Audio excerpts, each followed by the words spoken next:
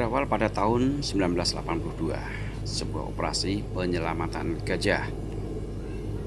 Ratusan gajah masuk dan terperangkap di dalam perkampungan transmigran Air Sugian, Sumatera Selatan, yang sebelumnya merupakan habitat gajah Sumatera. Konflik manusia dengan satwa liar ini tak bisa dihindari, apalagi saat itu banyak hutan terbakar sehingga tidak cukup makanan bagi satwa liar gajah. Satu-satunya jalan adalah masuk kampung penduduk karena banyak tanaman yang segar. Kabar tersebut sampai ke Presiden Soeharto melalui Emil Salim, Menteri Negara Kependudukan dan Lingkungan Hidup saat itu. Puluhan tentara berencana menembak ratusan gajah itu, yang kemudian setelah dihitung berjumlah 242 ekor. Namun Presiden Soeharto memerintahkan Brigjen Tri Sutrisno sebagai Panglima Kodam 4 Sriwijaya saat itu untuk tidak melakukan penembakan, melainkan menyelamatkan dan memindahkan kawanan gajah tersebut ke tempat lain. Operasi yang terkesan gila ini pun dijalankan. Tim yang terdiri dari 400 orang ini bernama Satuan Tugas Operasi Ganesha yang dipimpin Letkol I Gusti Kombyang atau Iki Kamanila, seorang perwira POM atau polisi militer, alumni Operasi Dwi Kora. Tugas mereka memindahkan kawanan gajah itu dari Air Sugian ke Lebong Hitam, Lampung Selatan, sejauh 70 km. Rute pemindahan ini medannya cukup berat dan diawali dengan pembuatan jalur beserta pagar pembatas untuk dilewati kawanan gajah. Satgas Ganesha sendiri terdiri dari beberapa tim, seperti tim kesehatan, angkutan teritorial, penerangan, logistik, komunikasi, pengiring, izin pengamanan, personil atau evaluasi, dan terakhir tim udara, yaitu tim yang dilengkapi dengan helikopter untuk membantu tim pengiring. Sebuah komposisi satuan tugas lengkap dan membuat kagum pes asing yang ikut meliput karena dibentuk bukan untuk operasi militer, melainkan operasi penyelamatan hewan gajah. Ratusan gajah maupun anggota tim harus melewati rawa, hutan, serta sungai yang amat lebar. Mereka itu berbaris teratur, yang betina di depan dan di samping rombongan. Di bagian tengah berkumpul semua anak gajah dan di belakang berbaris gajah jantan.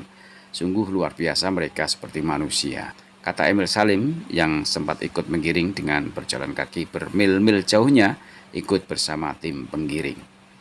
Letkol Iki Kamanila bahkan menceritakan tentang seekor induk gajah yang menggendong anaknya masuk ke air. Sang induk masuk duluan ke air lalu mendekatkan punggungnya ke tepian, di mana kemudian anaknya ke punggung induknya. Ketika menyeberang hanya terlihat setengah badan dari anak gajah karena setengah badan berada di dalam air. Dan ketika sampai di seberang, induk gajah merendahkan badan agar anak dapat turun dengan sendirinya. Dimulai tanggal 15 November dengan persiapan kurang lebih 1 tahun dan berakhir pada tanggal 22 Desember 1982, di mana seluruh kawanan gajah itu tiba di kawasan Lebong Hitam. Banyak dari anggota Satgas Ganesha yang menitikkan air mata. Lebih dari 44 hari mereka menemani hewan-hewan tersebut yang ternyata bisa akrab dan jinak bersama mereka. Untuk kedua kalinya mereka menangis saat diberi penghargaan langsung oleh Presiden Soeharto di Binagraha, Jakarta. Rasa kemanusiaan ditujukan kepada makhluk Tuhan seperti gajah-gajah ini. Walaupun mereka hewan, tapi mereka sudah langka di negara kita ini. Karena itu pemerintah ingin melestarikan dengan melindungi dan memberi jaminan hak hidup di wilayah yang baik, kata Presiden Soeharto saat itu. Penggiringan dari jalur 18 menuju jalur 20 memakan waktu 4 hari. Untuk itu harus diselingi waktu istirahat, baik bagi kawanan gajah maupun para petugas penggiring. Kendatipun satwa liar berbelalai tersebut pada malam hari istirahat. Namun mengingat di habitatnya sulit ditemukan makanan akibat kemarau panjang, maka mereka tetap bergerak mencari makanan bahkan sampai ke pasukan penggiring. Dengan api unggun, para petugas tetap waspada.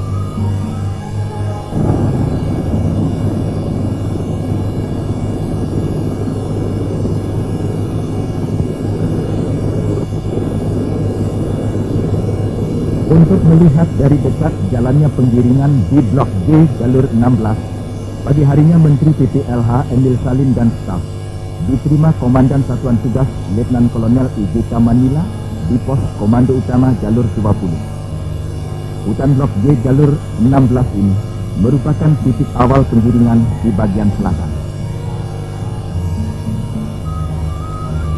Kepada Menteri Emil Salim, Letnan Kolonel Manila antara lain menjelaskan,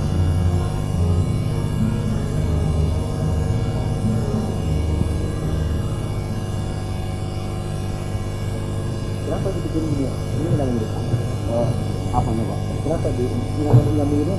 Nanti kalau dia turun sempit susah. Dia kita lebarkan saja usulnya. Dia lebar memilih gitu Pak. Kalau dia di sini kita harapkan, tapi mungkin dia ambil sebelahnya. Karena kemarin juga di sini kita sediakan, sebagian ada yang ambil netak kanan kirinya. Yang tadi yang gede itu di sini Pak. Jadi kita giring ke sini, ditahan di sini pasukan sudah ada, tapi belum nyambung Pak. Dia masuk sebelah tengahnya, masuk sini. Ini jalur ini lebih lebar daripada di sini.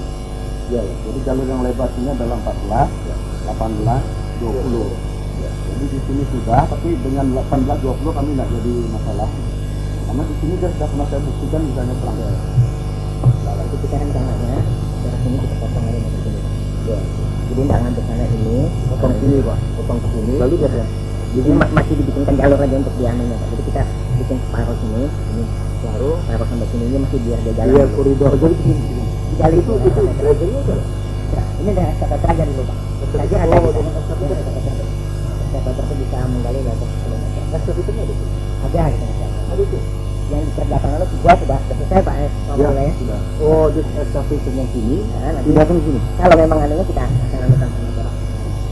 Jadi kami menyarankan ini dulu bisa ditutup ke sana. Ini dikali Pak. Ini koridornya segini saja cukup Pak. Kemudian ini juga sudah. Kemudian potong di sini Pak. Nah ini karena tidak akan dipakai, saran kami ini bisa digunakan Pak. Mungkin di sini dia bisa mandi. Pagarnya di sini Pak. pada kesempatan ini di sepanjang perjalanannya, Menteri Emil Salim sempat pula berbincang-bincang dengan beberapa warga transmigran setempat.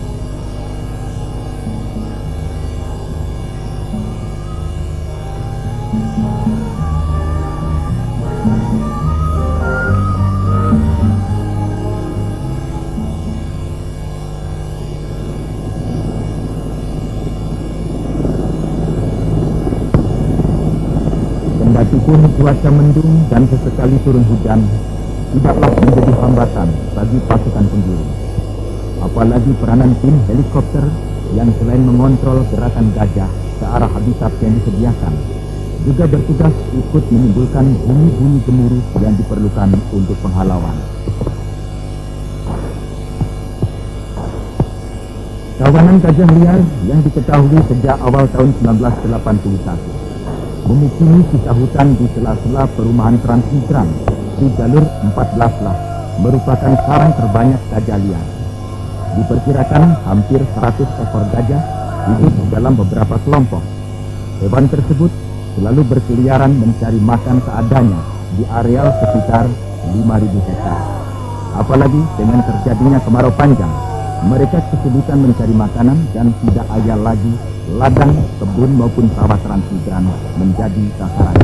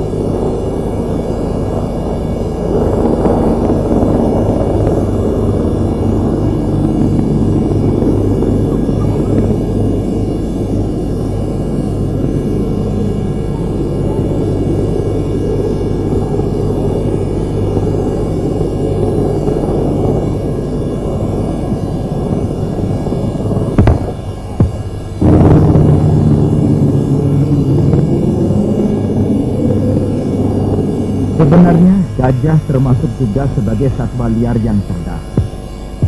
Tingkah lakunya kadang-kadang memperlihatkan kemampuan untuk menyampaikan perasaan dan keinginannya. Seperti halnya dalam suasana pengiringan ini, mereka sangat peka sekali.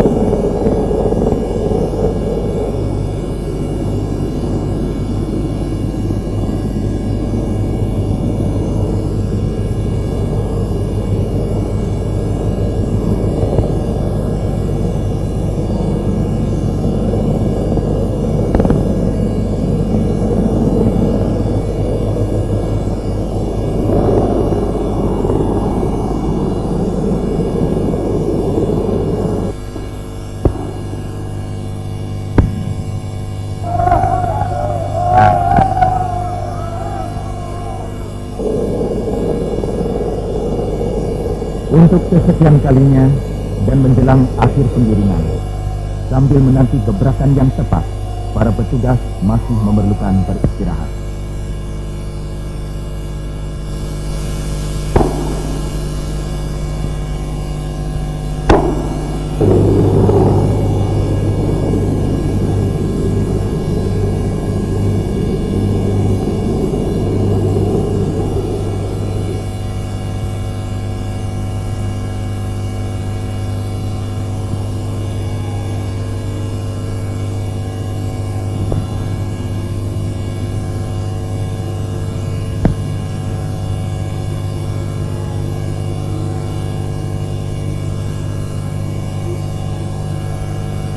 Di jalur 20 inilah tumpuan harapan bagi para petugas akan suksesnya penggiringan.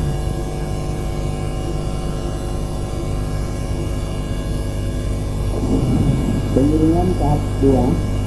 Penggiringan tahap 2 dimulai tanggal 15 Desember dan dapat menghasilkan yaitu pada tanggal 17 dapat menyeberangkan di jalur 16. Kemudian karena ada tertinggal, maka pada tanggal 19 seluruhnya kita dapat diseberangkan di jalur 16. Selanjutnya melalui jalur 18 dapat kita seberangkan pada tanggal 22 keseluruhannya. Setelah menyeberang 16 dan 18 kita bisa laksanakan, maka terjadi satu hal yang mengejutkan atau susah bagi kita. Di mana biasanya menyeberang pada pagi hari atau malam, ini menyeberang di mana matahari ada yaitu antara jam 10 dan 11, maka pada tanggal 25 tepat hari Natal seluruh bangsa telah dapat menyeberangi jalur 20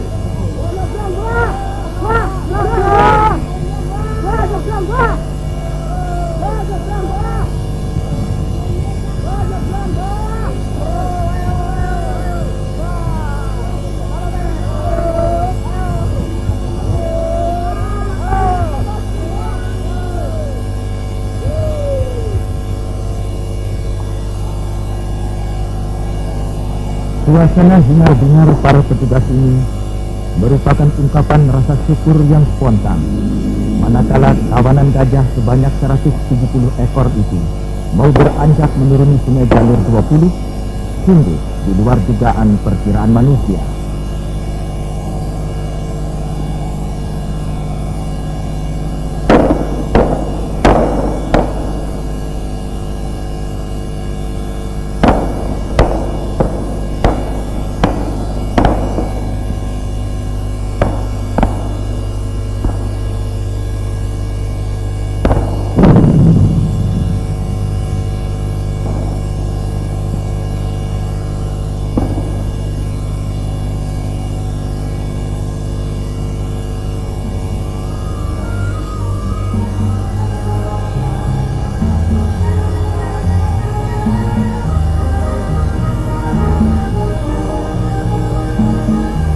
Ketegangan-ketegangan yang mencekam, keharuan, kejengkelan, dan berbagai perasaan lainnya mengukir kenangan tersendiri bagi pasukan operasi Ganesha yang menggiring ratusan gajah liar dari hutan-hutan air subuhan ke Lebong Hitam selama 45 hari itu.